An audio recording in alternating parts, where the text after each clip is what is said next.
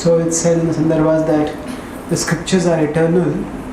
So are the events that are, I'm going to say, happen in the Ramayana and the Mahabharata, are all of them destined entirely? Actually, Jiva Goswami in the Sandarbhas is talking about a particular context. And these sort of discussions primarily come in the first of the Sandarbha, Tattva Sandarbha, which is talking about epistemology. Epistemology means knowledge about knowledge. What is the method by which we can understand which systems of knowledge are reliable and which are less reliable.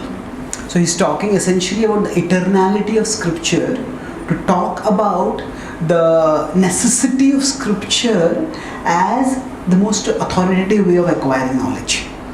So it's not necessarily, when he's talking, every point is always made in a particular context. And if we don't take that point, if we divorce that point from that concept, the purpose, as I said, any philosophical point is like a weapon.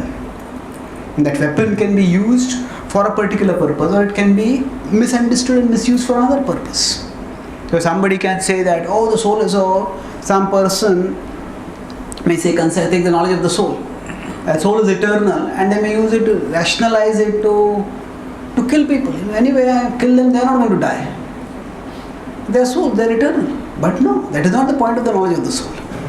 The point of the knowledge of the soul is something different. It is to focus on the eternality of the person, not to rationalize unjustifiable violence.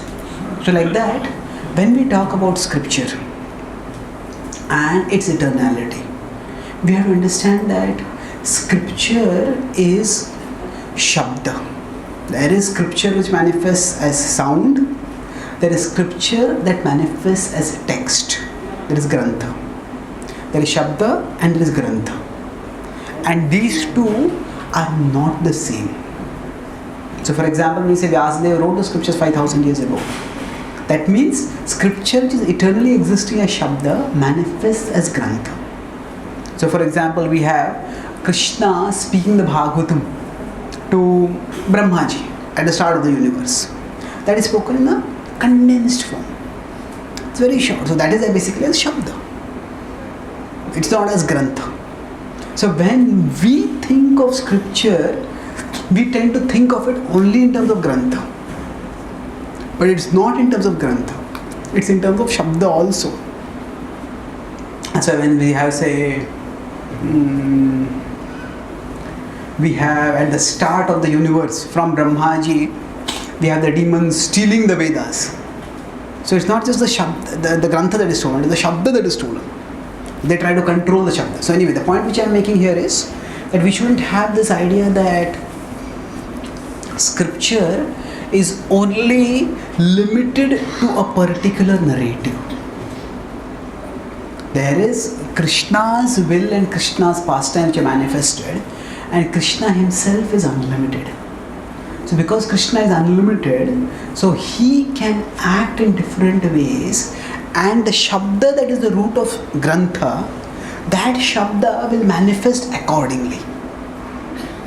So Krishna's and the various characters that are there in scripture, they can act according to their own will.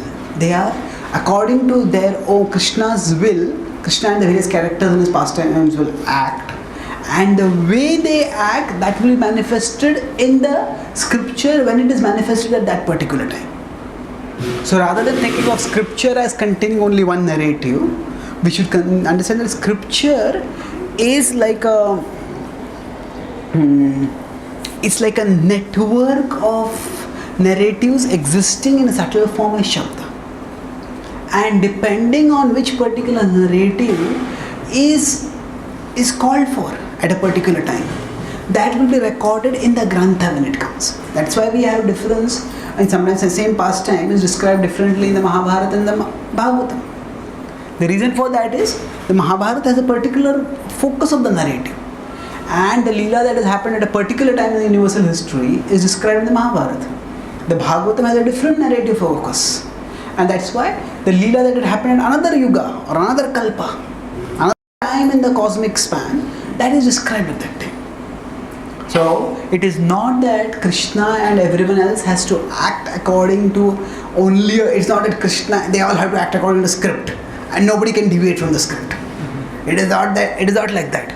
The script itself is something which is flexible. And the multiple narratives, the multiple scripts are present in a latent form. And depending on which Leela Krishna manifests at a particular point, or depending on which what a particular sage wants to recollect and share at a particular time, that particular pastime is manifested in the scripture. Does it answer your question? You'll have to think about it a little bit. So these are subtle things. The important point is scripture is not scripture is a reflection of Krishna's will. It is not the determiner of Krishna's will. So Krishna's will can manifest in different ways, and that will be recorded and reflected in scripture. It is not that Krishna has to act according to scripture. Scripture manifests according to Krishna's will.